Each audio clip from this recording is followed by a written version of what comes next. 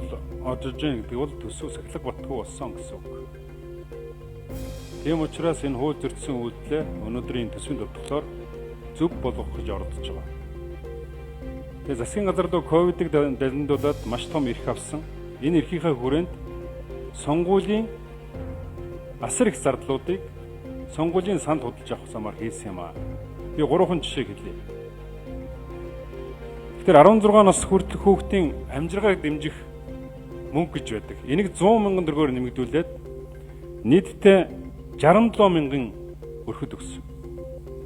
Энд 20 тэрбум төгрөг зарцуулсан.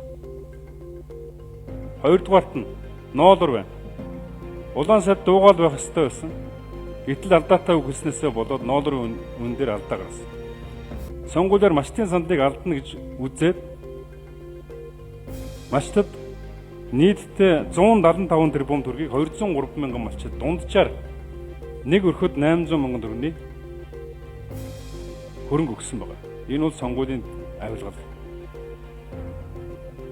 3-дугаарт нь хоол хүнсээр дэмжих хүнс тэжээлийн мөнгө гэж байдаг.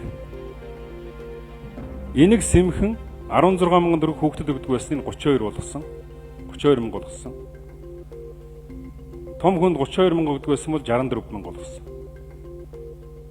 Энэ бүх зүйлийг хийхдээ бүгднгийн дандаа баг хорооны дарга нараа дамжуулаад манай намайг ингэж өгч байгаа шүү. Манай намайг дэмжээрэй. Тэгээ ихэнхдээ Монгол Ардын нам болон түүнийг гишүүд болон түүний дэмжигчдэд өгдөг. Энэгээрээ дамжуул сонгуул лооврыг хийдэг, сандлыг худалдаж байгаа. Ийм зүйлийг л хүн бүтгэхээ гэдэг ойлоор. Тийм учраас би энэ Монгол Ардын нам төсвийн мөнгөөр ард иргэдийн сандлыг худалдаж авсан гэдэг нь өдрөөс өдөрт ил болж байгаа.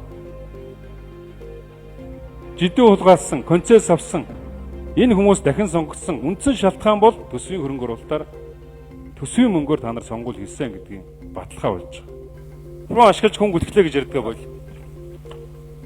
Наад асуудлууд чинь бүгдээрээ төсвийг хуулийн дагуу зарцуулсан асуудал байгаа шүү. Энэ 7 хоногийн уралдаанд оролцох хэрэгж асж байна.